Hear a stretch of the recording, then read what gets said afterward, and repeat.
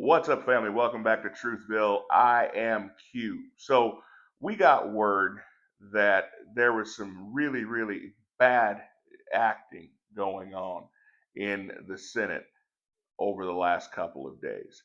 And it almost worked. It almost got past us. But fortunately, people's heads were on a swivel. Now, you guys know if at this point that the government was shut down for almost a month and a half. Now, I'm no secret. I've said leave it closed the rest of the year, as far as I'm concerned. The problem is there's a lot of really good Americans and good people who have jobs, need jobs. We're going into the holidays. These people, many of them, were working for free while waiting for the government to reopen and when it would reopen, but they still had to show up for work every day without getting a paycheck. And that's not right. So I am glad that they finally came up with an agreement. The problem is that the government could have been opened a long time ago because the deal that they actually came to agree upon was a deal that was put on the table before the shutdown even happened. But the Democrats, like normal, as far as Rahm Emanuel goes and Saul Alinsky, never let a crisis go to waste.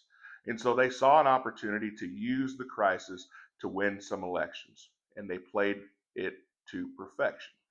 Now, the problem is that they went and did what they did, so I guess the Republicans thought they could do what they're doing.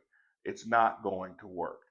So we talked a little while ago about Operation Arctic Frost. It was an operation by Jack Smith in order to spy on several key Republicans during during the investigation on Donald Trump about January 6th, and they were using their phones and wiretapping them and using surveillance to surveil them without their knowing. Now, a lot of the Republicans were absolutely angry and furious over this, and rightly so. The problem is, as I told you guys, I never saw this level of anger. I never saw this level of righteous indignation when the people who were protesting at January 6th, who were peacefully protesting at on January 6th, were being thrown into prison. I didn't see this type of righteous indignation when Donald Trump was being painted to be an insurrectionist, even though he had told people to be peaceful and patriotic. I didn't see any of this indignation, but oh boy, when they found out that they were being surveilled, now it's time to pay the piper. So much so that this was a clean resolution bill. Okay.